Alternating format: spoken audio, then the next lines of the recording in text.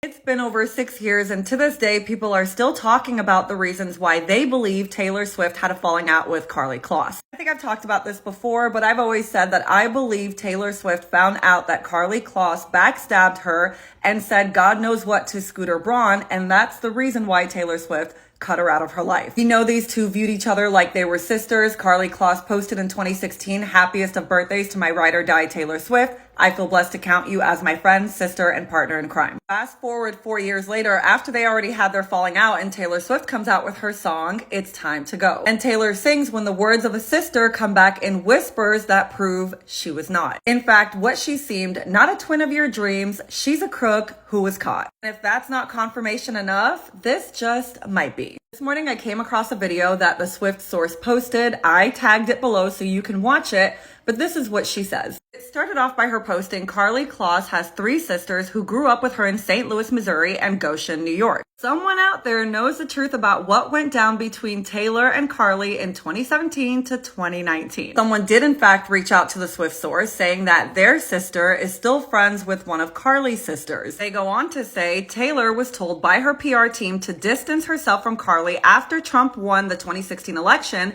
because they thought that Karlie's closeness with the Kushners and Trumps would look bad on Taylor. That's initially why they began to drift, allegedly. Then something happened that wasn't Karlie's fault, but basically her manager is someone called Scooter Braun. If you're a Swiftie, you know exactly who that is, and Taylor's not a fan. Taylor knew her masters were going to be sold, and she told Karlie. Karlie told Scooter Braun. And then as we know, Scooter Braun went and bought them without Taylor's knowledge. When it got back to Taylor that it was Karlie who had told him, she cut her off even though it wasn't really Karlie's fault. She was just talking to someone who she trusted. Anyway, Taylor stopped talking to Karlie and returning her calls and stuff and wouldn't even tell Karlie what was happening. She had to hear it through mutuals. Around the time of Lover, Karlie wrote Taylor a letter and gave it to Taylor through one of their mutuals. I think it was Cara Delevingne who gave Taylor the letter. Anyway, Taylor literally never replied, and Karlie hasn't directly heard from her since, but there is definitely some bad blood, excuse the pun. Whether or not it was intentional on Karlie's part, her husband's company did lend Scooter Braun $300 million to buy Big Machine Records, which, as you know, in doing so, made him the owner of Taylor's masters. If that's not confirmation enough, the Swift source points out that she believes the song Closure is about Karlie Kloss. After learning about this alleged letter, yeah,